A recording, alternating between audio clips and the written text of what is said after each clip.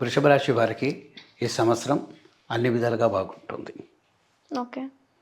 అయితే వాళ్ళి ద్వితీయ స్థానమైన ధనాధిపతి బాగున్నాడు, హ్మ్. లాభాధిపతి బాగున్నాడు.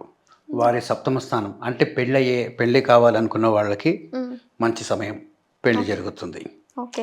లేడీస్ అయినా సరే, జెంట్స్ అయినా సరే, ఇద్దరికి లేడీస్కి గురుబలం కూడా ఉంటుంది. సో కాబట్టి ఇన్ని రోజులు వెయిట్ చేసిన పెళ్ళి ఏదైతే పెళ్ళికి వచ్చి డిలే అవ్వకుంటో వాళ్ళందరికీ చాలా కలిసి వచ్చే అంశం.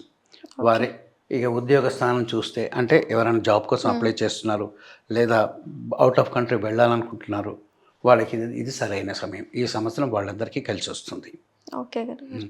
బిజినెస్ ఉన్న వాళ్ళకి ప్రాఫిట్ చూస్తారు. హ్మ్. స్టాక్ మార్కెట్ వీటిలో ఉన్న వాళ్ళకి మంచి అమౌంట్ వస్తుంది, లాభాలు ఉంటాయి.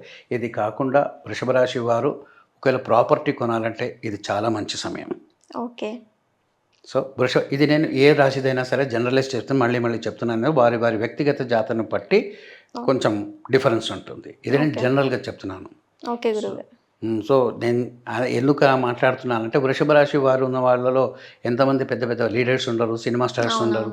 సో అది కొంచెం జాగ్రత్తగా ఉండాలి. సో ప్రస్తుతం ఇండిపెండెంట్ హొరోస్కోప్ని చూసి చెప్పడం జనరలైజ్గా చెప్తున్నాను. హ్మ్. ఇది ఇప్పుడు మేషరాశికి చెప్పాను, ఇప్పుడు వృషభ రాశికి చెప్తున్నాను. ఓకే.